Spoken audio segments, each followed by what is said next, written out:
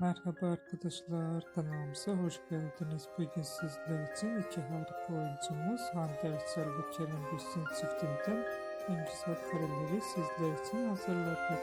Kerem Bürsin ve Hande Erçel çifti Sen Çal Kapımı dizisinde Eda ve Serkan karakterlerine hayat vermiştiler.